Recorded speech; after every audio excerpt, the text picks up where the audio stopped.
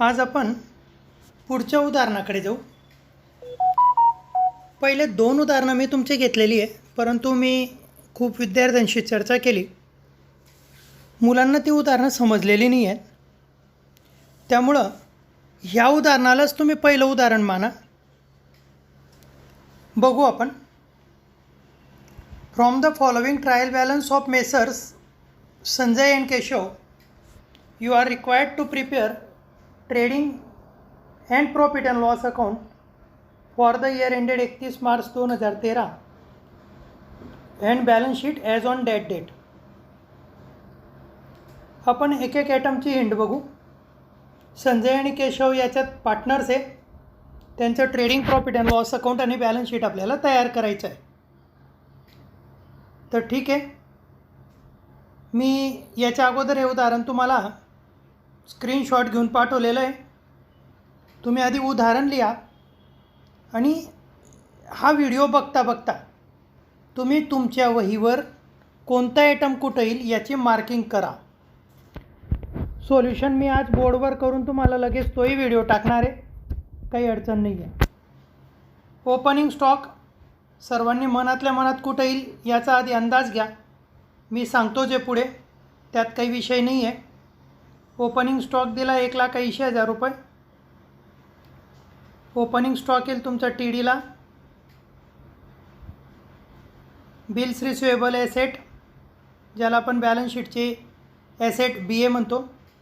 Purchases हा आपला direct खर्च आहे।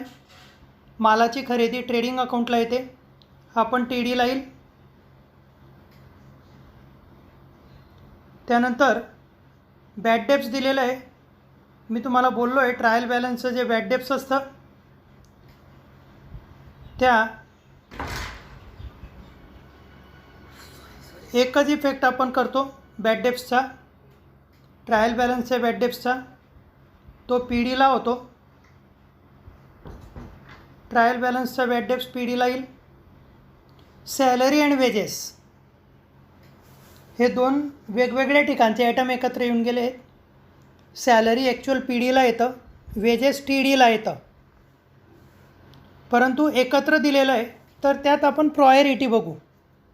आधी सॅलरी दिली आहे, नंतर वेजेस दिलं आहे, त्यामुळं आपण सॅलरीची जी जागा आहे तीच कन्सिडर करू आणि सॅलरीची जागा आहे PD। मी परत एकदा रिपीट करतो। बॅड डेप्स ट्रायल बॅलन्सला दिलेला एकच इफेक्ट होईल, प्रॉफिट अँड लॉसच्या डेबिटला, याला डेटर्समधनं लेस करण्याची गरज नाही आहे। सॅलरी आणि वेजेस यातला सॅलरी हा PDचा आयटम आहे, वेजेस हा TDचा आयटम आहे, परंतु सॅलरी अगोदर दिलेलं आहे त्यामुळं आपण याला PDला घेऊ। त्यानंतर तुम्हाला दिलं आहे डिस्काउंट, तुमचं डिस्काउंट येईल PDला। डेबिटचं आणि क्रेडिटचं दोन वेगवेगळे डिस्काउंट असू शकतात। डेबिटच्या डिस्काउंटचा अर्थ आहे डिस्काउंट अलाउड, मंजूर केलेलं डिस्काउंट, ग्राहकांना दिलेली सूट, हा आपला खर्च आहे, खर्च आपण PDला घेऊ। क्रेडिटचं डिस्काउंट असतं तर त्याला PCला घेतलं असतं। डिस्काउंट दोघं बाजूला येऊ शकतं, कमिशन दोघं बाजूंना येऊ शकतं, इंटरेस्ट दोघं बाजूंना येऊ शकतं, तर तिथं थोडं सांभाळा। डिस्काउंट, कमिशन, इंटरेस्ट डेबिटला आले तर ते PDला घ्या। कॅरिएज इनवर्ड मालाच्या खरेदीवर केलेला वाहतुकीचा ट्रान्सपोर्टेशनचा खर्च, त्याला डायरेक्ट एक्सपेन्सेस आपण म्हणतो आणि डायरेक्ट एक्सपेन्सेसची जागा आहे ट्रेडिंग अकाउंटची डेबिट। त्यानंतर तुमचा पुढचा आयटम आहे ट्रॅव्हलिंग एक्सपेन्सेस, ज्याला आपण प्रवासाचा खर्च म्हणतो।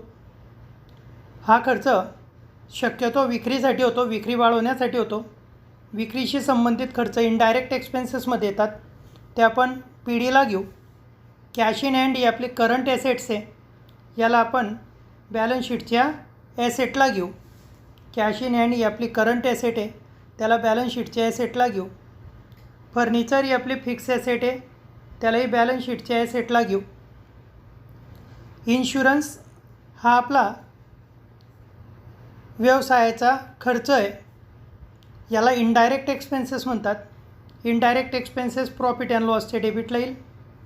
आपल्या व्यवसायातील मालाचा विमा उतरवलेला असेल, दुकानाचा असेल, फर्निचरचा असेल, मालमत्तेचा असेल, तर त्या इन्शुरन्स त्याच्या विम्यापोटी दिलेली रक्कम याला आपण इन्शुरन्स म्हणतो. हा इन्शुरन्स आपला प्रॉफिट अँड लॉसचे डेबिटला येईल. त्यानंतर तुम्हाला लँड अँड बिल्डिंग दिलेली आहे. लँड अँड बिल्डिंग ही तुमची फिक्स ॲसेट्स आहे, ही बॅलन्स शीटच्या ॲसेटला येईल. लँड अँड बिल्डिंग ही तुमची फिक्स ॲसेट आहे, ती बॅलन्स शीटच्या ॲसेटला येईल. पोस्टेज अँड टेलिग्राम हा विक्री वाढवण्यासाठी व्यवस्थापन करण्यासाठी लागणारा खर्च आहे. हा आपला इनडायरेक्ट एक्सपेन्सेस आहे आणि इनडायरेक्ट एक्सपेन्सेस आपण postage and telegram profit and लॉसच्या डेबिटला घेऊ. त्यानंतर सन्ड्री डेटर्स आहेत. सन्ड्री डेटर्सचा अर्थ आहे ग्राहकांकडे बाकी असलेली रक्कम, ग्राहकांकडे घेणे असलेली रक्कम, जी अमाऊंट आपल्याला कलेक्ट करायची, वसूल करायची आहे ती रक्कम. हे आपलं घेणं ही करंट ॲसेट आहे, यालाही आपण बॅलन्स शीटच्या ॲसेटला घेऊ. करंट ॲसेटच्या यादीत आपल्याला घेता आलं तर अतिउत्तम. त्यानंतर डेबिट बॅलन्सेस इथं सर्व संपले आहेत. डेबिट बॅलन्सेस इथं सर्व संपले आहेत. तुम्हाला ज्याही आयटमची अडचण असेल ते मला वैयक्तिक व्हॉट्सअपला इमिजिएट तुमची क्युरी विचारा. मी चांगल्यात चांगलं उत्तर देण्याचा नक्की तुम्हाला प्रयत्न करेल. आता आपण जाऊ क्रेडिट आयटमकडे, क्रेडिट बॅलन्सेसकडे. क्रेडिट बॅलन्सेस आपण बघतो आहे. सर्वात आधी आहे सेल्स. सेल्स आहे आपलं डायरेक्ट इन्कम आहे. डायरेक्ट इन्कम ट्रेडिंग अकाउंटच्या क्रेडिटला. TC. रेंट आहे आपलं इनडायरेक्ट इन्कम आहे. आपल्या एक्स्ट्रा केलेल्या गुंतवणुकीवरचं हे उत्पन्न आहे. हे रेंट येईल तुमचं PCला, प्रॉफिट अँड लॉसची क्रेडिट. इथं बिल्स रिसिवेबल हे बाय मिस्टेक लिहिलं गेलेलं आहे. इथं बिल्स रिसिवेबल हे बाय मिस्टेक लिहिलं गेलेलं आहे. ॲक्च्युअली इथं बिल्स पेएबल हवं आहे. इथं बिल्स पेएबल हवं आहे, ते थोडं चेंज करून घ्या. उदाहरणार्थ बिल्स रिसिवेबल डेबिटला असतं, इथं क्रेडिटला दिलेलं आहे, ते बिल्स पेएबल आहे. ॲक्च्युअल आयटम हा आधी आपण चेंज करू. हे आपलं देणं आहे, ही लायबिलिटी आहे. ही लायबिलिटी आहे म्हणून आपण याला लायबिलिटीला घेऊ. ही करंट लायबिलिटी आहे, याला आपण लायबिलिटीला घेऊ. त्यानंतर आहे आपला क्रेडिटर्स. क्रेडिटर्स पण आपली लायबिलिटी आहे. आपल्या संस्थेतील आपल्याला जे लोक आपला माल पुरवितात, जे लोक आपल्याला माल विकतात, जे आपले सप्लायर असतात, अशा सप्लायरला उधार माल खरेदी केलेला असेल तर त्याबद्दल द्यावयाची रक्कम आहे, ही आपली करंट लायबिलिटीमध्ये येते, त्यामुळे याला लायबिलिटीला घेऊ. आणि त्यानंतर आहे तुमचं कॅपिटल. संजय आणि केशव दोघं भागीदारांचं कॅपिटल आहे. पहिले आपण कॅपिटल डायरेक्ट लायबिलिटीला घ्यायचो, लायबिलिटीला घेतलं तरी चालेल, परंतु सध्या आपण याला अकाउंट काढतो आहे तर याला कॅपिटल अकाउंटच्या क्रेडिटला बाय बॅलन्स ब्रॉड डाऊन म्हणून घेऊ. कॅपिटल अकाउंटच्या क्रेडिटला बाय बॅलन्स ब्रॉड डाऊन म्हणून घेऊ. एवढं सर्वांनी लक्षात घ्या. या ठिकाणी ट्रायल बॅलन्सच्या प्रत्येक आयटमची मी हिंट दिली आहे. ती हिंट तुम्ही वहीवर पेन्सिलने लिहा, पेनाने लिहायची नाही. ज्याही आयटमची अडचण असेल ती विचारून घ्या. ॲटमचा अर्थ समजला तर तुम्हाला पाठ करण्याची गरज राहणार नाही. आता तुमची पहिली ॲडजस्टमेंट आहे इन्शुरन्स पेड इन ॲडव्हान्स ₹3000. 3000 रुपये इन्शुरन्सचे ॲडव्हान्स पेड केलेले आहेत. आगाऊपणा कोणताही असो तो आपण लेस करू, आगाऊपणा लेस करू.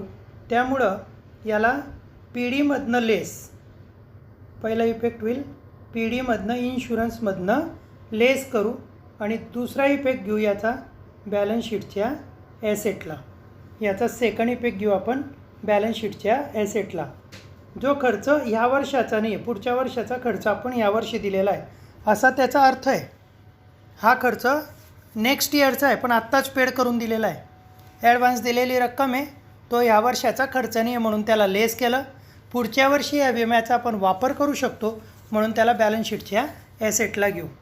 इथं आहे depreciation provided on furniture at 10%. फक्त फर्निचरवर 10% डेप्रिसिएशन आहे. डेप्रिसिएशन हा मालमत्तेवरील घसारा असतो. मालमत्तेची होणारी झीज असते, मालमत्तेची कमी झालेली किंमत असते. तर डेप्रिसिएशनमुळं मालमत्ता कमी होते म्हणून आपण याला लेस करू. तर डेप्रिसिएशनचा इफेक्ट होईल फर्निचरमधनं लेस आणि खर्च आहे म्हणून प्रॉफिट अँड लॉसच्या डेबिटला. मालमत्तेची कमी झालेली किंमत हा आपला खर्च असतो. तो खर्च आपण फर्निचरमधनं लेस करू आणि प्रॉफिट अँड लॉसच्या डेबिटला घेऊ. सॅलरी आणि वेजेस आउटस्टँडिंग हे 600 रुपये. आउटस्टँडिंग हे बाकी आहे द्यावी लागणार आहे. खर्च झालेला आहे परंतु आपण पेड केलेला नाही आहे, म्हणून याला सॅलरी आणि वेजेसमध्ये ॲड करणार आणि त्याचा सेकंड इफेक्ट आपण बॅलन्स शीटच्या लायबिलिटीला घेणार, कारण हा खर्च आपल्याला द्यायचा आहे. ही आपली लायबिलिटी आहे. प्रॉफिट अँड लॉसच्या डेबिटला सॅलरी आणि वेजेसमध्ये आपण ॲड करणार आणि लायबिलिटीला घेणार.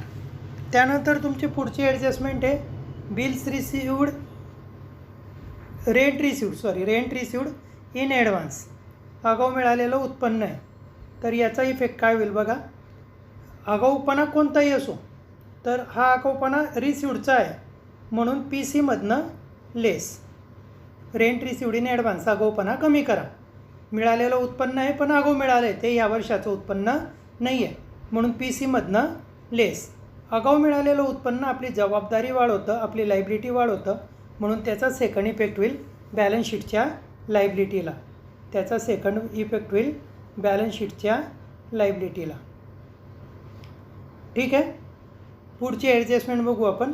क्लोजिंग स्टॉक, जी प्रत्येक उदाहरणात महत्त्वाची असते. क्लोजिंग स्टॉकचे 2 इफेक्ट होतील, एक TCला आणि दुसरं ॲसेटला. TC आणि ॲसेट. मित्रांनो, ह्या उदाहरणात हिडन ॲडजस्टमेंट नाही आहे, इंटरेस्टचे कॅल्क्युलेशन्स नाही आहे. या उदाहरणात हिडन ॲडजस्टमेंट नाही आहे, इंटरेस्टचे कॅल्क्युलेशन्स नाही आहेत. हे सर्वांनी आधी लक्षात घ्या. सोप्यात सोपं आणि सिम्पल एक्झाम्पल आहे आणि ॲडजस्टमेंट पण आहे ना अतिमहत्त्वाच्या 4-5च आहे. प्रीपेड एक्सपेन्सेस आहे, डेप्रिसिएशन आहे, आउटस्टँडिंग एक्सपेन्सेस आहे, प्री रिसिव्ड इन्कम आहे आणि क्लोजिंग स्टॉक आहे. अनरेकॉर्डेड परचेस, अनरेकॉर्डेड सेल्स, BR डिसऑनर्ड वगैरे यासारख्या कोणत्याच ॲडजस्टमेंट्स या उदाहरणात नाही आहे. डेटर्सवर सुद्धा ॲडजस्टमेंट नाही आहे. तर खूप बेसिक एक्झाम्पल आहे. हे उदाहरण तुम्हाला समजलं, सोडवता आलं मनाने तर अतिउत्तम, नाही जमलं तर मी याला सोडून देतोच आहे. मित्रांनो, हे उदाहरण बोर्डात विचारलं गेलेलं आहे. बोर्डाच्या प्रश्नपत्रिकेतलं उदाहरण आहे. बोर्डाच्या प्रश्नांमधलं हे एक उदाहरण आहे. इतकं सोपं उदाहरण पेपरात येऊ शकतं, त्यामुळं त्याला आपण व्यवस्थितच बघू. पहिली 2 उदाहरणं थोडी मी जी घेतली होती ती मुलांना टफ गेली, म्हणून मी मुद्दाम पहिलं उदाहरण थोडं बेसिक निवडलं. यात तुम्हाला अजून काही अडचणी असतील तर त्या बाबतीत मी तुमच्याशी चर्चा करू शकतो. क्लोजिंग स्टॉकचे 2 इफेक्ट आपण थोडं रिपीट करू. TC आणि ॲसेट. डेप्रिसिएशनचे 2 इफेक्ट, ॲसेट लेस आणि ॲसेटमधनं लेस आणि बोला PD. स्वतःशीच बोला, मी बोला म्हटलं तरी स्वतःशीच बोला.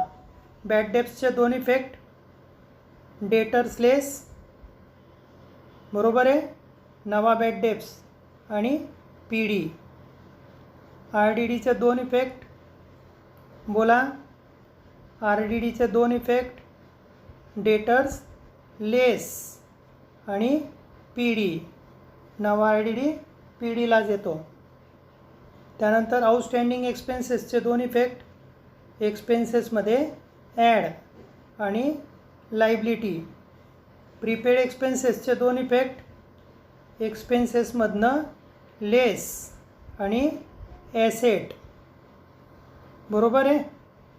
त्यानंतर आउटस्टँडिंग इन्कममध्ये ॲड आणि लायबिलिटी. आगाऊ मिळालेलं उत्पन्न भविष्यात आपल्याला परत द्यायचं आहे. इन्कममध्ये ॲड आणि लायबिलिटीला, आउटस्टँडिंग इन्कममध्ये ॲड, माझं चुकलं, ॲसेटला. इन्कममध्ये ॲड आणि ॲसेटला. प्री रिसिव्ड इन्कम, आगाऊ मिळालेलं उत्पन्न, इन्कममधनं लेस आणि लायबिलिटीला. आगाऊ मिळालेलं उत्पन्न, इन्कममधनं लेस आणि लायबिलिटीला.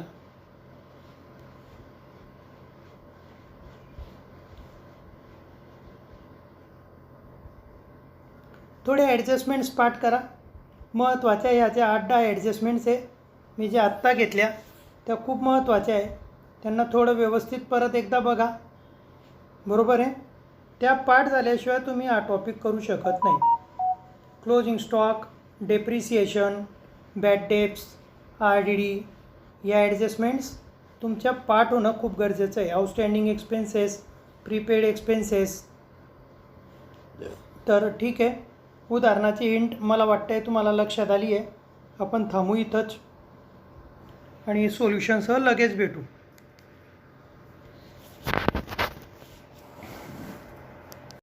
हाय गाईज, खूप दिवसानंतर तुम्ही मला बघताय, काही हरकत नाही आहे. तुम्हाला मी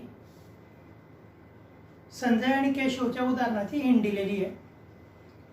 उदाहरणात तुम्ही पहिल्या वाक्यात बघितलं असेल की तुम्हाला रेशो दिलेला नाही आहे आणि पार्टनरशिप ॲक्टनुसार पार्टनरशिप डीडमध्ये रेशो कधी दिलेला नसेल तर आपण भागीदारांना नफा नुकसान इक्वल वाटतो. हा नियम आपण शिकलेलो आहे. त्यामुळं संजय आणि केशवच्या नफा नुकसानीचं प्रमाण दिलेलं नाही आहे. त्यावेळेला यांचा जो काही नेट प्रॉफिट किंवा नेट लॉस येईल तो नेट प्रॉफिट किंवा नेट लॉस आपण संजय आणि केशवला समान वाटू, इक्वल घेऊ. तर ठीक आहे, पहिला आयटम आहे आपला ओपनिंग स्टॉक 1,80,000. तो येईल ट्रेडिंग अकाउंटच्या डेबिटला.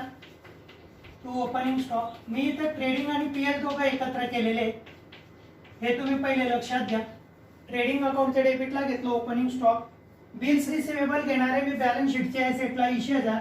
ती करंट ॲसेट आहे म्हणून मी त्याला थोडं खाली लिहितोय. तुम्ही ही सिक्वेन्स पाळली तरी चालेल, नाही पाळली तरी चालेल. बिल्स रिसिवेबल बॅलन्स शीटच्या ॲसेटला 80,000. परचेसेस आपला डायरेक्ट खर्च आहे. परचेसेस मी ट्रेडिंगच्या डेबिटला घेणार. उदाहरणार्थ परचेस रिटर्न किंवा अनरेकॉर्डेड परचेसेस काहीच नाही आहे, त्यामुळे सरळ मी ती अमाऊंट घेतोय 2,40,000. बॅड डेप्स फक्त ट्रायल बॅलन्सला आहे. फक्त ट्रायल बॅलन्सचा जो बॅड डेप्स आहे तो PD ला येतो. आता मी या ठिकाणी ट्रेडिंग PL एकत्र केलं तरी चालतं, ट्रेडिंग वेगळं काढलं आणि इथं प्रॉफिट अँड लॉस वेगळं काढलं तरी चालतं. हे लक्षात घ्या. नवा जुना बॅड डेप्स, नवा जुना RDD कोणतीच भानगड या उदाहरणात नाही आहे. बेसिक एक्झाम्पल आहे. बॅड डेप्सची रक्कम मी प्रॉफिट अँड लॉसच्या डेबिटला घेतली 20,000. सॅलरी आणि वेजेस आहे 24,000. सॅलरी आणि वेजेसवर ॲडजस्टमेंट आहे म्हणून मी थांबेल. सॅलरी आणि वेजेस मी इनर कॉलमला, तुम्ही इथे एक इनर कॉलम काढणार आहात, त्यात इनर कॉलमला तुम्ही ती रक्कम लिहिणार. सॅलरी आणि वेजेस 24,000. त्याला ॲडजस्टमेंट नंबर 3 आहे आउटस्टँडिंगची. आउटस्टँडिंग सॅलरी आहे तुमची 3 नंबरची ॲडजस्टमेंटमध्ये 6,000 रुपये. आउटस्टँडिंग बाकी असलेली रक्कम मी ॲड केली. 24 मध्ये 6 ॲड केले. माझा एकूण पगार पाण्याचा खर्च झाला 30,000. सॅलरी आणि वेजेस आहे 24,000. 6,000 द्यायचे बाकी आहे, म्हणजे यावर्षी माझा पगार पाणीवर झालेला खर्च हा 30,000 रुपये. त्यानंतर मी डिस्काउंट सांगितलं तुम्हाला. डेबिटचा डिस्काउंट हा आपला खर्च असतो, अलाउड असतो, ग्राहकांना दिलेली सूट असते. हा विक्रीसाठी केलेला खर्च असतो. खर्च प्रॉफिट अँड लॉसच्या डेबिटला येईल. त्यानंतर कॅरेज इनवर्ड दिले. कॅरेजचे 2 प्रकार तुम्हाला सर्वांना माहिती आहे, इनवर्ड आणि आउटवर्ड. इनवर्ड असेल तर ट्रेडिंगच्या डेबिटला, आउटवर्ड असेल तर प्रॉफिट अँड लॉसच्या डेबिटला. इथं कॅरेज इनवर्ड आहे. कॅरेज इनवर्डचा अर्थ आहे आपण खरेदी केलेल्या मालाला लागणारा वाहतुकीचा खर्च. त्यानंतर आहे ट्रॅव्हलिंग एक्सपेन्सेस. ट्रॅव्हलिंग एक्सपेन्सेस हा प्रवासाचा खर्च आहे. प्रवास हा शक्यतो माल विकण्यासाठी किंवा विक्री वाढवण्यासाठी असतो. विक्रीचा खर्च इनडायरेक्ट मध्ये येतो, तो आपण प्रॉफिट अँड लॉस अकाउंटच्या डेबिटला घेतला आहे.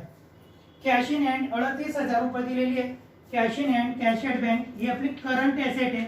जी ॲसेटचे बॅलन्स बदलतात त्यांना करंट ॲसेट्स म्हणतात. तर cash in hand me balance शीटच्या ॲसेटला घेतलं 38,000. फर्निचर ही आपली फिक्स ॲसेट आहे 28, 2,80,000. त्याच्यावर ॲडजस्टमेंट आहे डेप्रिसिएशनची. मी आधी फर्निचर घेतलं 2,80,000. त्याला डेप्रिसिएशनची रक्कम आहे 10%. डेप्रिसिएशन प्रोव्हाइड ऑन फर्निचर आहे 10%. ॲडजस्टमेंट नंबर 2 आहे. 2,80,000 वर 28,000 गेले. 2,52,000 रुपये मी बाहेर लिहिले. तुम्ही इथं इनर कॉलम काढा. इनर कॉलम मध्ये ती रक्कम लिहा, व्यवस्थित लिहा. इन्शुरन्स दिलेला आहे 12,000. इन्शुरन्स हा तुमचा व्यवसायाचा इनडायरेक्ट एक्सपेन्सेस आहे. 12,000 मी इन्शुरन्स घेतला. त्याला ॲडव्हान्स म्हटलेलं आहे. Adjustment number 1 3,000.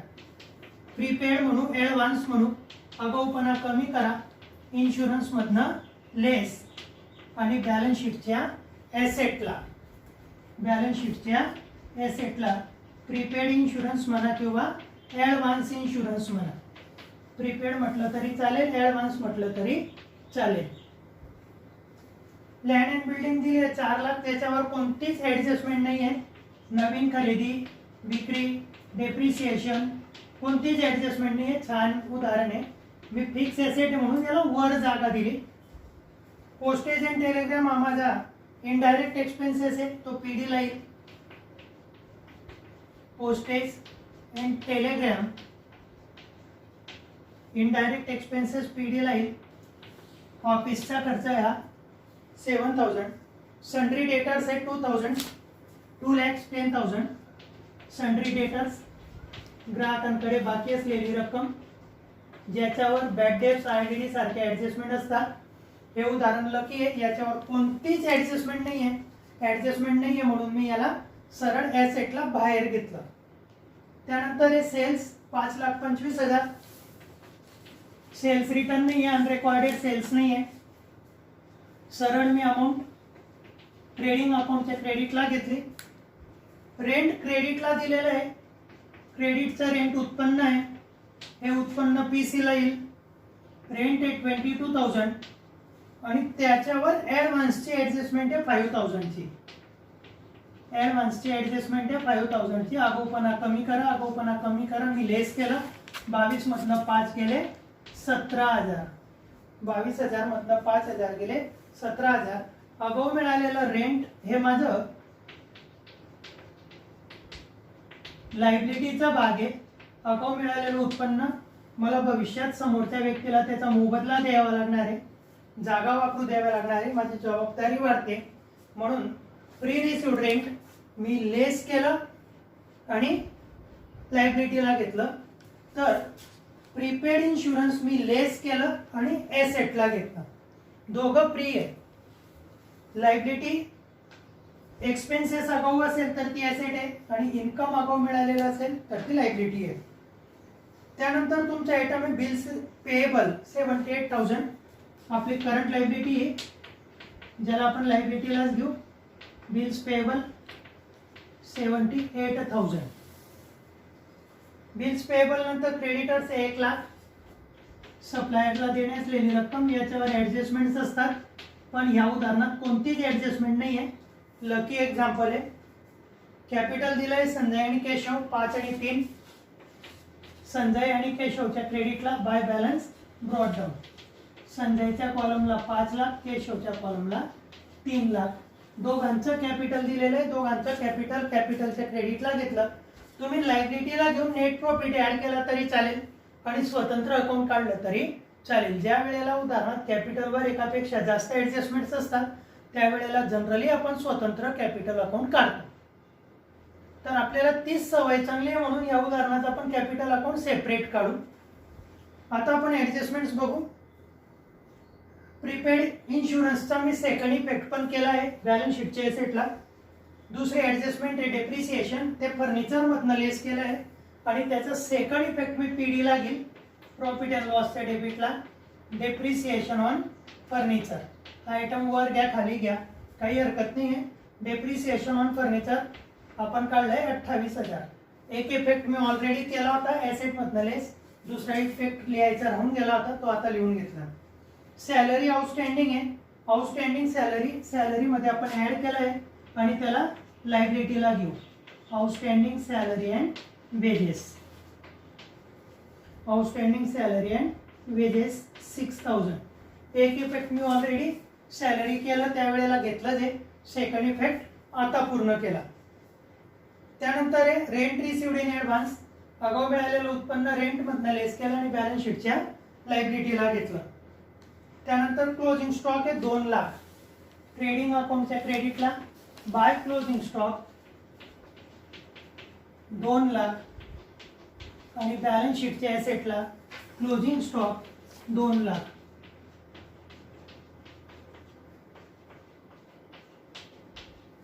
मित्रांनो, इथं सर्व ॲडजस्टमेंट संपले आहेत, सर्व आयटम्स आपले संपलेले आहेत. आता आपण क्लोज करणार जे महत्वाचं आहे. सर्वात आधी आपण ट्रेडिंग अकाउंट क्लोज करू. 5 आणि 2 7,25,000 रुपये टोटल आहे. क्रेडिटची टोटल मोठी आहे ती डेबिटला घेतली आणि याच्यात आलेला जो फरक आहे याला आपण नाव देणार आहे ग्रॉस प्रॉफिट. ग्रॉस प्रॉफिट कसं काढतात हे सर्वांना 11वीत मी घेतलेलं आहे. आताही तीच पद्धत आहे. क्रेडिटच्या टोटल मधनं डेबिटची टोटल वजा करा. क्रेडिटची टोटल आहे 7,25,000 आणि डेबिटची टोटल आहे बघा 2 8 12 आणि 1 13 2 4 4,32,000. तर 3 शून्य आपले 5 आतनं 2 गेले 3 12तनं 3 गेले 9 2,93,000. तर आपला ग्रॉस प्रॉफिट आला 2,93,000. माझ्या मते सर्वांना समजलं. ही क्रेडिटची टोटल आहे 7,25,000. 1 2 3 आयटमची टोटल आहे. डेबिटची 4,32,000. उत्पन्नातून खर्च गेला आपल्याला नफा मिळाला. या नफ्याला आपण ग्रॉस प्रॉफिट म्हणतो. मालाच्या विक्रीतनं आलेल्या एक्सेस रकमेला आपण ग्रॉस प्रॉफिट म्हणतो. हा ग्रॉस प्रॉफिट मी प्रॉफिट अँड लॉसच्या क्रेडिटला ट्रान्सफर केला बाय ग्रॉस प्रॉफिट. बघा वर मी नाव दिलेलं आहे trading and profit and loss account. एकत्रच नाव दिलंय म्हणून मी कंटिन्यूड केलेलं आहे. तर हे 2,93,000 मी ट्रान्सफर केले प्रॉफिट अँड लॉसच्या क्रेडिटला. आता दिसतानाच आपल्याला क्रेडिट साईडच मोठी दिसते. बघू आपण प्रॉफिट अँड लॉसच्या क्रेडिटची टोटल 2,93 3,10,000. क्रेडिटची टोटल आहे 3,10,000. मी डेबिटला घेतले 3,10,000. आता आपण नेट प्रॉफिट काढू. बघा क्रेडिटची टोटल आहे 3,10,000. डेबिटची टोटल काय ते बघा 3 शून्य तर आहेच. चौथं स्थान बघू 8 आणि 9 17 17 आणि 3 20 20 आणि 9 29 आणि 7 36 अच्छाला 3 5 आणि 2 7 10 आणि 1 11 1,16,000. आपल्याला नेट प्रॉफिट किती येतोय बघा 1,94,000. तर नेट प्रॉफिट आला आपला 1,94,000. मुलांना हीच गोष्ट थोडी समजत नव्हती पहिल्या 2 व्हिडिओमध्ये की अमाऊंट्स कशा आल्या. तर मी परत एकदा रिपीट करतो. क्रेडिटची ही टोटल आली 3,10,000. डेबिटची इथून तर इथपर्यंत टोटल आली 1,16,000. याचा अर्थ असा आहे की आपलं उत्पन्न आहे 3,10,000 आणि इतर खर्च 1,16,000. उत्पन्नातनं खर्च गेला तरी आपली शिल्लक रक्कम आहे जो आपला नेट प्रॉफिट आहे. मित्रांनो या नेट प्रॉफिटवर आता संजय आणि केशव दोघांचा अधिकार आहे. या नेट प्रॉफिटवर आता संजय आणि केशव या दोघांचा अधिकार आहे कारण दोघं पार्टनर आहे आणि यांचा हा जो नफा आहे हा इक्वल द्यायचा आहे. यांना हा नफा इक्वल द्यायचा आहे संजय आणि केशव. 1,94,000चे 2 भाग करायचे आहेत आपल्याला. तुम्हाला करता येतील ते 2 ने भागाकार करायचा आहे. 2 9 18 राहिला 1 2 7 14 आणि पुढचे 3 शून्य 97,000 एकाचा हिस्सा आला. नेट प्रॉफिट मुळे कॅपिटल वाढतं. कॅपिटल वाढतं म्हणून मी कॅपिटलच्या क्रेडिटला घेईल. नेट प्रॉफिट मी कॅपिटलच्या क्रेडिटला घेईल. ड्रॉइंग आणि नेट लॉस आला असता तर मी डेबिटला घेतलं असतं. तर आता 97,000 मी दोघांचा नफा घेतोय कॅपिटल अकाउंटच्या क्रेडिटला. मागच्या वर्षी आपण याला कॅपिटल मध्ये ऍड करायचो आणि लायबिलिटीला घ्यायचो. आता 2 जणांचं असल्यामुळे आपण काय करतोय कॅपिटलच्या जागेवर कॅपिटल घेतलं त्यात नेट प्रॉफिट ऍड केला आणि आता अकाउंट मधला जो कॅरी डाऊन तो डायरेक्ट लायबिलिटीला घेऊ. थोडे 1-2 उदाहरणात तुम्हाला अडचणीत नंतर तुमची सवय होऊन जाईल. तर संजयची टोटल आली 5,97,000 आणि केशवची टोटल आली 3,97,000. तर ही टोटल मी घेतली डेबिटला 5,97,000 आणि 3,97,000. इथं डेबिटला काहीच नसल्यामुळं पूर्ण बॅलन्स शिल्लक येईल ज्याला कॅरी डाऊन म्हणून 5,97,000 आणि 3,97,000. कॅपिटल लायबिलिटीला घेऊ. कॅपिटल अकाउंट संजयचा बॅलन्स घेऊ 5,97,000 आणि केशवचा बॅलन्स पण घेऊ 3,97,000.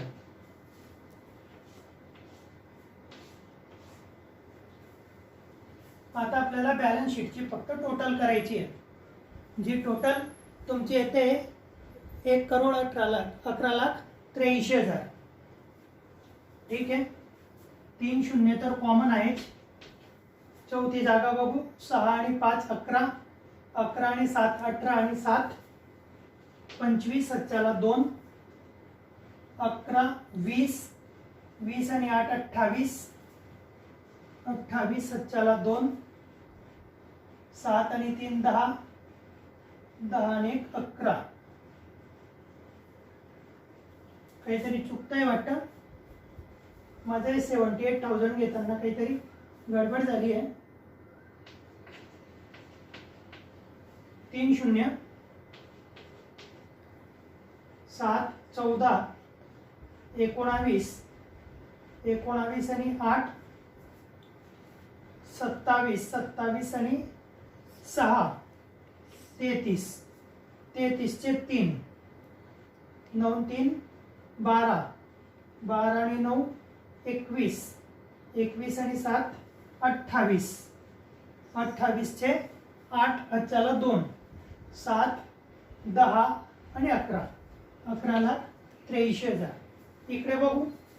3 शून्य आहे. चौथी जागा बघा. 2 10 13 3 अच्चाला 1, 6 6 आणि 8 14, 14 आणि 3 17, 17 आणि 1 18, 18चा 1 3 7 10 2 12, 3 7 7 आणि 2 9, 9 2 11. बरोबर आहे.